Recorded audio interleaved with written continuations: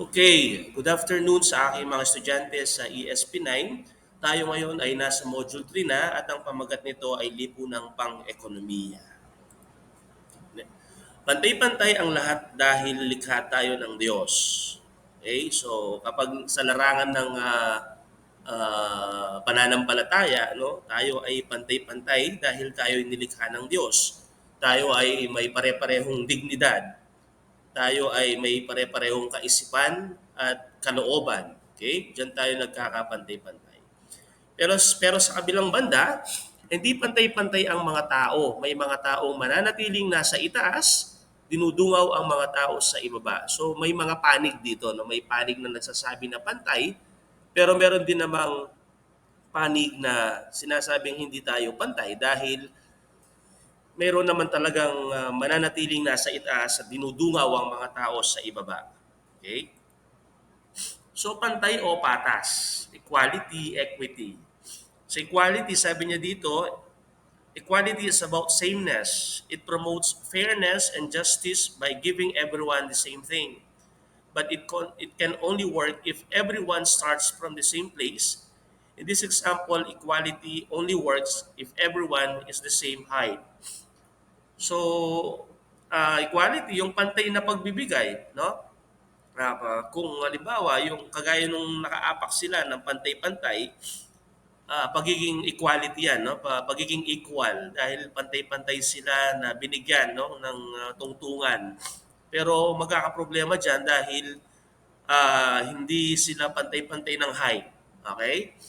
Now, dito naman sa kabila, yung equity, fairness. Equity is about fairness.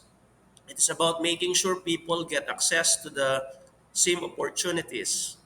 Sometimes our differences or history can create barriers to participation, so we must first ensure equity before we can enjoy equality. Dito, mukhang hindi patas, no, yung pagbibigay, no, dahil yung isa dalawa yung tinutungtungan niya, yung isa lang, yung matangkad ay wala siyang tinutungtungan, no? Pero nabibigyan sila ng patas na opportunity para makita nila yung dinudungawan nila. Okay, mukhang hindi equal pero at least patas. Okay? So next, Max Keller. Para kay Keller, bahagi ng pagiging tao ng tao ang pagkakaroon ng magkakaibang lakas at kahinaan. Nasa hulma ng ating katawan ang kakayahan nating maging isang sino. Parang si Max Keller, pumapanig siya dun sa hindi pantay-pantay ang tao, no? Dahil sabi niya, innate sa atin na meron ng tayong lakas at kahinaan. Nasa katawan na natin yan. Okay? So dahil na rin sa hindi pagkakapantay-pantay na ito, kailangang sikapin ng pagkakapantay-pantay sa pamamagitan ng pagbabahagi ng yaman. So parang yung kanina, yung equity tsaka equality, no? Yung let's face the reality na hindi tayo pantay-pantay pero kailangan pairalin yung equity, no? Yung pagiging patas. Okay?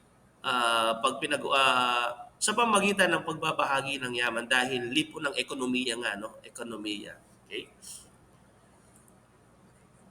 Next, ayon kay Santo Tomas de Aquino, ang prinsipyo ng proporsyo ay ang angkop na pagkakaloob ng naaayon sa pangangailangan ng tao. Ito yung equity, no?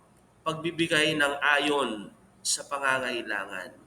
Okay? It seems na hindi equal, pero patas. Lahat ay nabibigyan ng pagkakataon na mabigyan. Okay? Lahat ay may pagkakataon na ah, maranasan ng isang bagay na dapat maranasan ng lahat. Okay? Mukhang hindi equal pero at least patas. Yan ang tinutukoy ng prinsipyo ng proporsyo ni Santo Tomas de Aquino. So halimbawa, kung mayroon tayong 100 tinapay na dapat ipamigay sa 100 tao, ano ang pinakamabisang paraan ng pagbabahagi nito? So kung may 100 tinapay at may 100 tao, ah, Kung pairanin mo yung tinatawag nilang equality or sameness, lahat sila bibigyan mo ng tig isa-isa. Okay? Pero kung pairanin mo yung prinsipyo ng proportion o yung equity or fairness, maaaring ang iba sa kanila hindi mabigyan.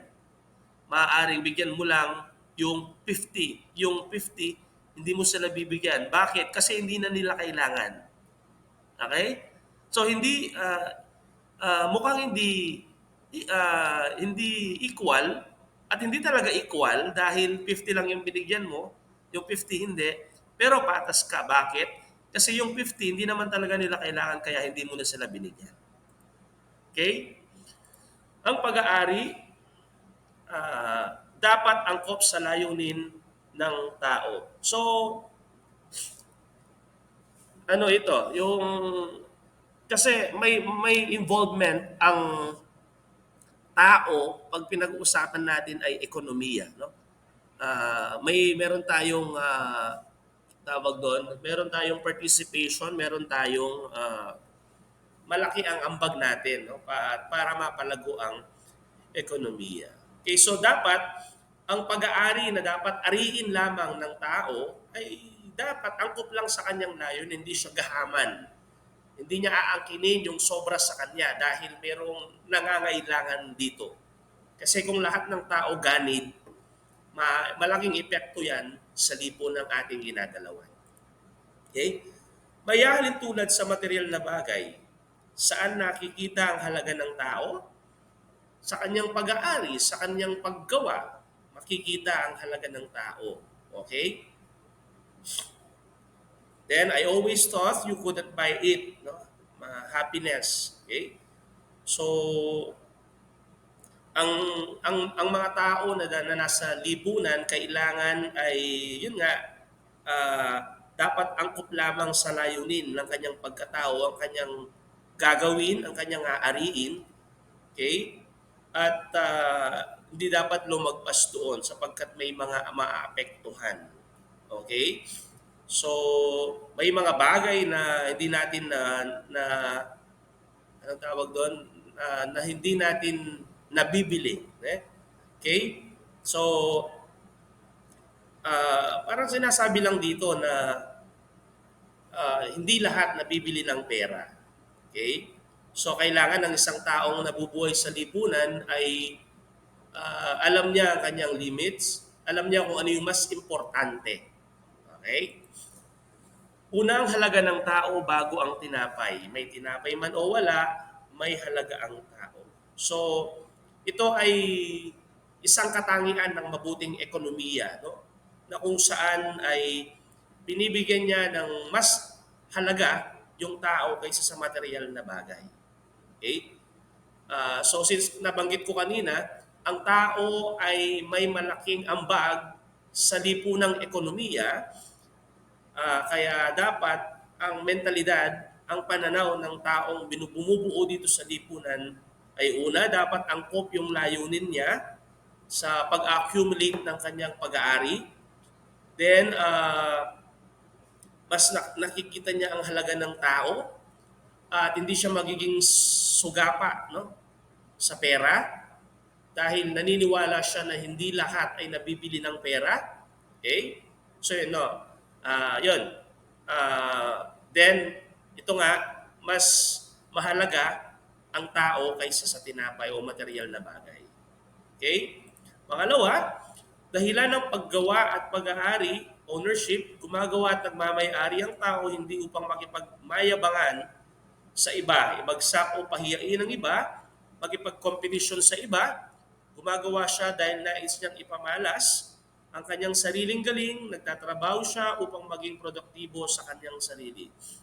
Okay, so kung ganito ang lahat ang pananaw ng bawat tao sa lipunan, no, uunlad at uunlad ang ekonomiya dahil gagawa siya ng mga bagay-bagay hindi para makipagyabang lang. Alam niya yung limit niya, alam niya yung layunin niya, hindi siya nagkikipag-competition, ano? And then, nagtatrabaho siya na produktibo, gagamitin niya yung kanyang mga gamit, kanyang nabibiling mga gamit, para sa sarili niya, para sa ikaliligayan niya, okay, yan ay malaking epekto sa ekonomiya. Then, trabaho, hanap buhay, hindi nagtatrabaho para sa pera, kundi para sa buhay na hinahanap niya. Okay, so sabi ko nga, ah, ang tao ay may malaking ambag, no, sa ekonomiya. Kaya nagtatrabaho siya dahil naghahanap siya, no, ng mga bagay-bagay para sa kanyang buhay, para mabuhay siya. Okay? Yun lang, no? Na kung saan ito ay, kung ganon ang kanyang ginagawa, ay nabibigyan niya ng buhay ang ekonomiya. Kung bawat tao ay nabubuhay at naghahanap buhay, okay, buhay na buhay, magiging buhay na buhay ang ekonomiya. So sino ang tunay na mayaman? The real source of wealth and capital in this new era is not material things.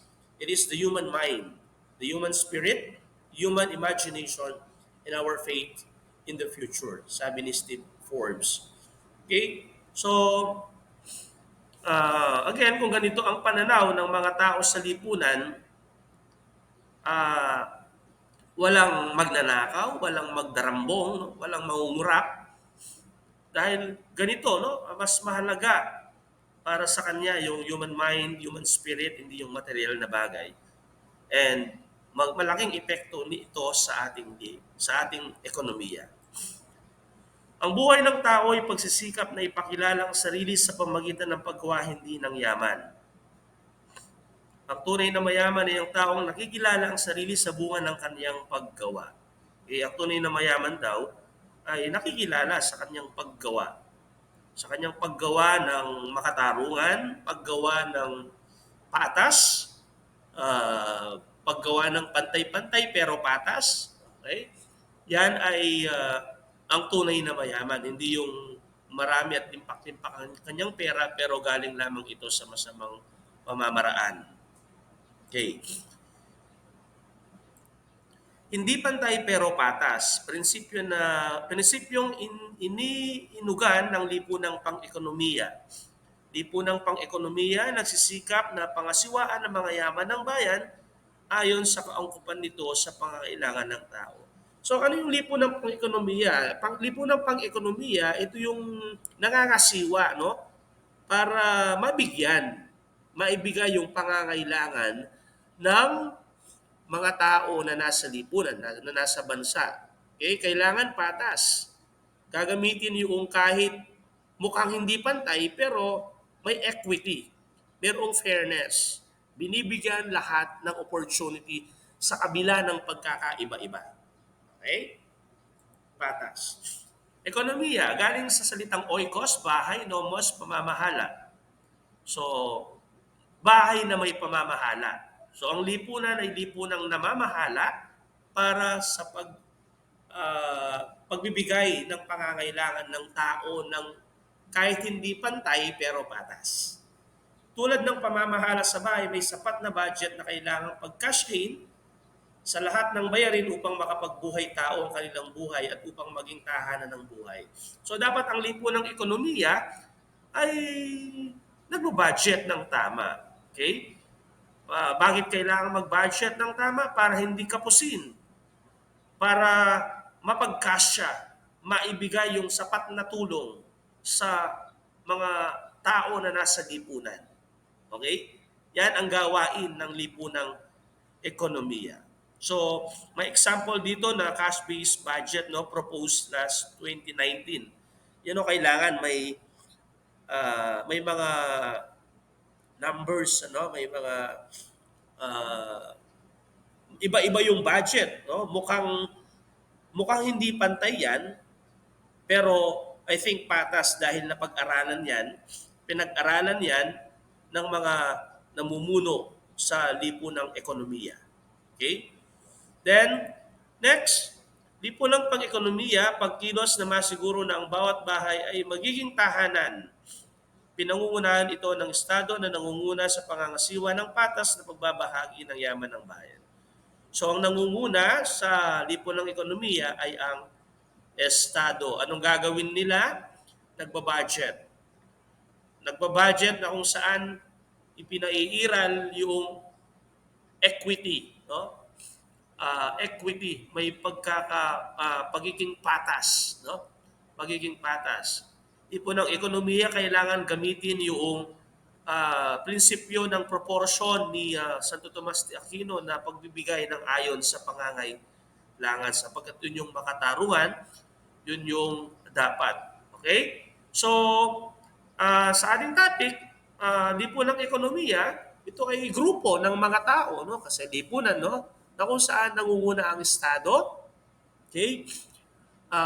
Mahalagang tandaan natin dito, no? Yung ah, hindi lang, no, kaya mag-isa ng lipunang ekonomiya, kundi kailangan ang paggawa ng bawat tao dito.